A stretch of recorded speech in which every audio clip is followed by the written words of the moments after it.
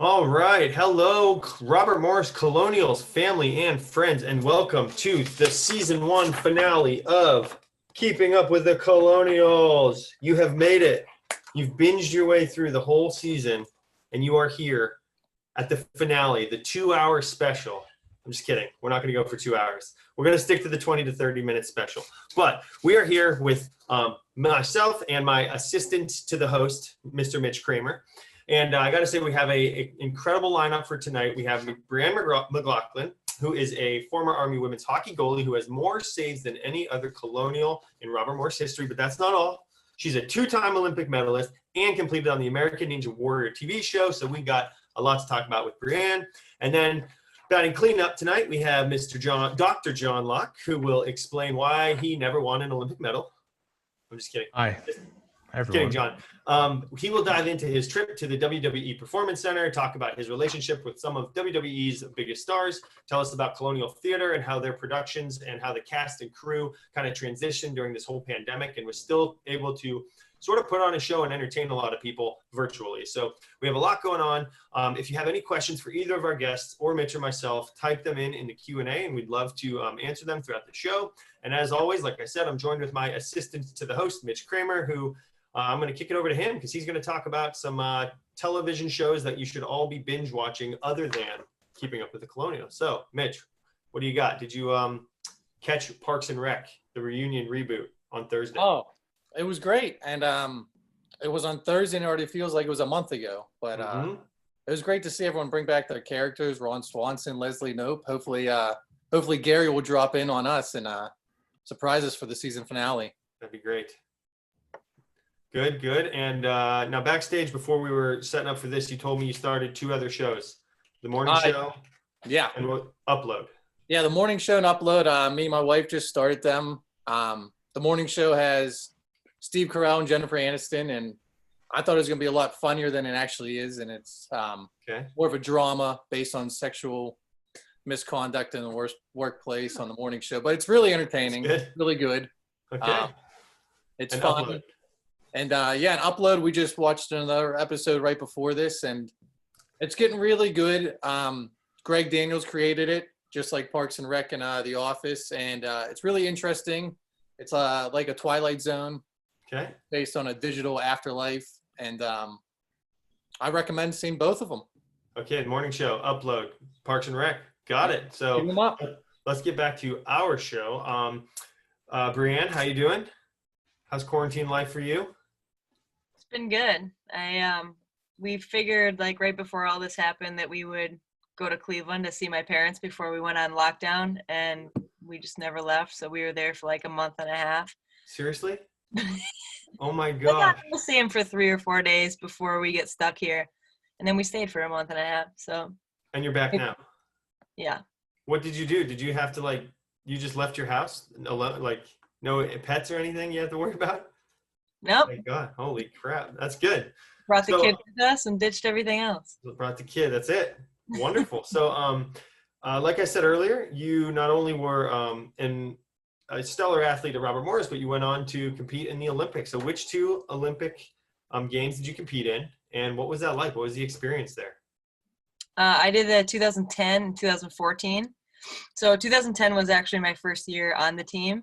Okay. So that was kind of fun. Right off the bat, they had said, this is your rookie year. So it's kind of a fun year to be a rookie. You'll have no responsibilities. Just enjoy all the moments. So I got to move out to Minnesota, and I actually had family there. So I got to live with them and play hockey with the best athletes in the world for an entire year and then go to the Olympics. But awesome.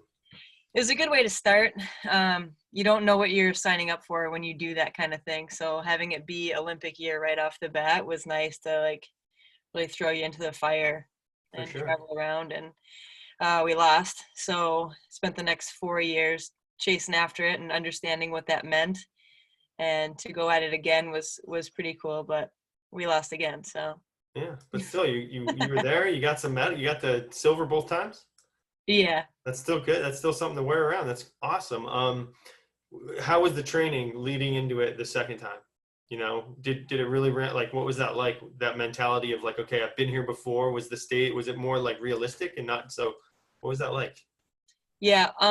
After the 2010, after we lost, we'd gone back to the locker room, and I'm standing there next to like Julie Chu and Angela Ruggiero, and Ange was on the '98 team that won. So that Nice. was like her fourth Olympics or something ridiculous. And she's like, that is the last time we're going to stand there and get a silver medal around our neck and, blah, blah, blah, and hear the Canadian national anthem. And Yeah. it was like, damn, they've been doing this for so long, chasing this, and it comes down to 60 minutes of hockey, really, especially Crazy. at that time. But it's every day. It's one of the most amazing experiences you can do, but it's also so exhausting. You kind of put your life on hold for everything, and we have camps throughout the year, so we only see each other maybe every other month, and every other than that, it's all on you. So Yeah. it's, Well, you yeah. got So you to you put train. your life on hold. So speaking of, what are you doing now that it's behind you? I see you down at the Robert Morris Island Sports Center every once in a while. You were here as a coach for a little bit. What are you working on now? How is hockey still part of your life? Well, I had actually started that facility there right after the 2014 Olympics because I needed a flexible schedule, and B, they can just cut you at any time. So Yeah, you're yeah, yeah. stuck with no job. So I started my own business where I could work my own hours and travel when I needed to and get the training in that I needed to. So I've been doing that since. I actually started it like down the street, and then I moved over to the island a year later. So I've been there since 2015. I do my own all-girls hockey camps in the summer.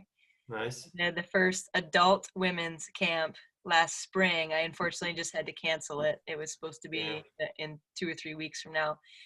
That was pretty fun because it was a lot of the girls that I train, and their moms, Oh, cool. they'd never played before, so the daughters were like tying their skates before they before Nice. the practice. And Cute. That's awesome.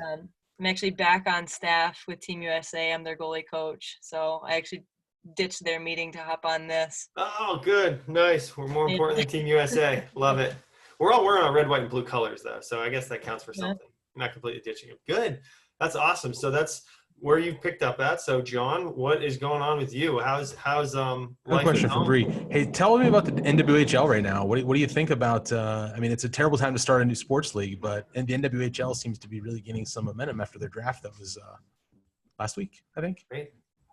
Yeah, it's interesting because I know being on the national team side of things, but then also had been playing in the NWHL. They're just butting heads. So I don't know what'll happen. I know they've been talking with the NHL about starting something as well. So until then, all of the Team Canada and USA players are going to stick to doing their own thing, which isn't ideal either. So unfortunately, we've got women's hockey at its peak. It's the best it's ever been, and there's nowhere to play. At least when I was done with the national team, the NWHL was it, and all the national team players were in it, and it was competitive hockey.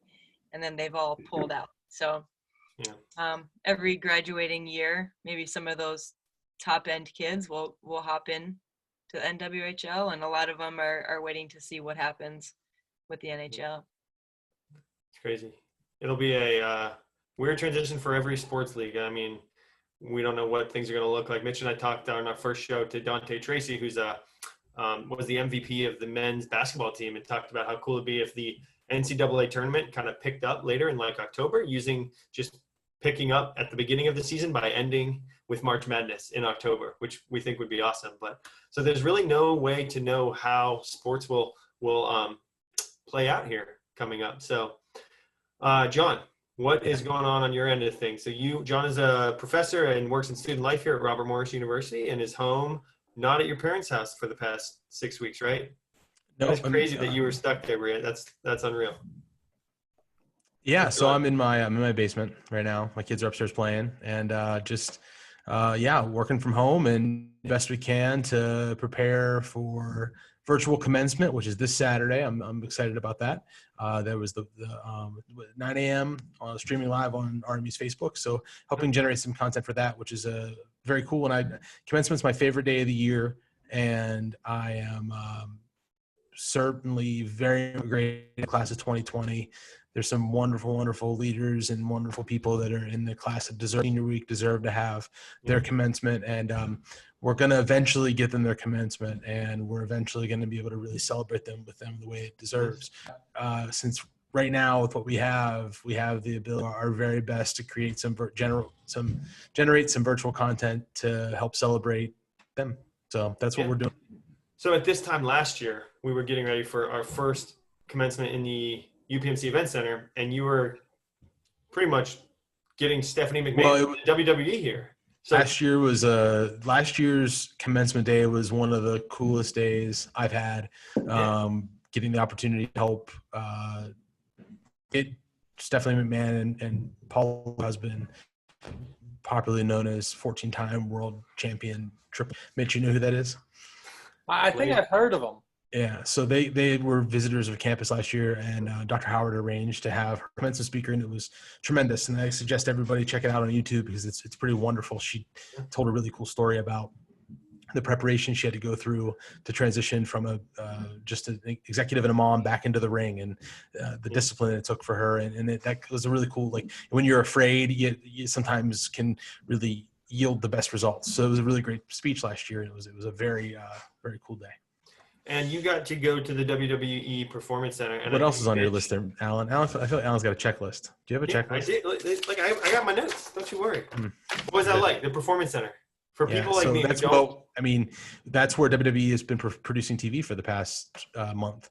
Yeah. That we actually had tickets at our. Robert Morris was given tickets for our class to go to Raw on March 16th, also known as 16 Day, to celebrate the one and only Stone Cold Steve Austin. We had a whole stack of tickets, and we distributed the tickets, and then we found out that the show and the world was being canceled. So, but WWE's moved. They own a facility in Orlando, about 25 minutes north of Walt Disney World, and it's this beautiful facility, 26,000 square feet, state-of-the-art athletic training facility with 5 rings. Their strength coach, super cool, from the Houston Texans originally, I think. Like just this amazing group of people that come together to train athletes to become WWE superstars. Bree, if you're interested in ever taking that career leap, I know some people to help introduce you to. No, not for you. To go from hockey to wrestling. If you chose to do so. That's good. Go back. I guess Alan and I can't take that. Yeah, what the heck? Yeah, I think on this call, the person most likely to be a WWE superstar is not any of the men. Let me just tell you. That's true. That's good. I don't think we can hang. I hear you are not a big WWE fan, but UFC. You're a UFC fan? I'll go UFC. Okay. That's the My way favorite to go. UFC is a guy named Brock Lesnar. UFC is just as scripted, I think. Yeah. Well, so anyway, the WWE Performance Center is this beautiful facility, and I had the privilege for 2 summers in a row to go down and present some findings from my dissertation and content from our class, and and I met some wonderful people, and yeah, it's a dream come true. So that was one of the things that's probably the coolest parts of. I don't think I'll be making the trip this summer, as they're on complete lockdown. They've been cleaning it because they're the only content producer right now other than keeping up with the Colonials, I think. That's good. That's right. So speaking of Bree being probably, you're right, the most physically fit to go into UFC, but you were actually on American Ninja Warrior.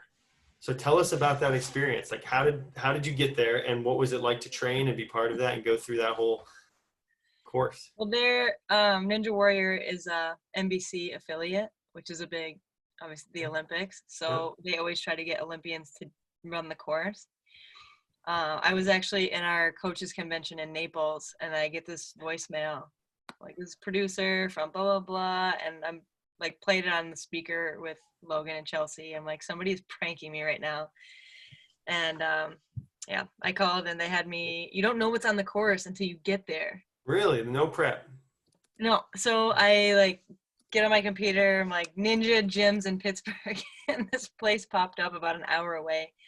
I go there. I'm like, listen, I'm going to be on the show. I know my thing is going to get aired, so you need to teach me whatever you could teach me in an hour so I don't look like an idiot on national TV. Nice. And, yeah, he taught me how to do the salmon ladder, the warped wall. Like, I could do all those, staple things. And then I get there, and I look at the course, and I'm like, never seen it. Never going to get across. No Nice. idea. And how did you do? I got halfway. That's good. So they run it all night long. Like, you start at 9 p.m. and we finished at 6 a.m. Holy, that's awesome. Um, Well, we do have a question. Speaking of that, so Josh wants to know. He has a 3-year-old daughter, and he encourage his daughter to play hockey or become a ninja, and why? That's a great question. There might be more opportunities in hockey. I don't know. Well, you wouldn't know about the opportunities for But ninjas. who 'Cause knows? they're Like, like this ninja district- stuff is getting wild. Like, they were the craziest people I've ever met, and they go and do like ninja conventions. So who knows? Maybe in It's incredible. whatever 15 years there'll be ninja scholarships. Ninja scholarships. There certainly could be. So, John, one of the things that we had worked on together recently was Godspell, which I kind of jumped in at the tail end just to see you kind of take that from a live event that was supposed to happen. Godspell is the play that was happening at the Massey Hall on campus and got canceled. So, but you didn't want to leave your fans and the audience members hanging. Calling it postponed because we keep things It'll happen. incredibly positive.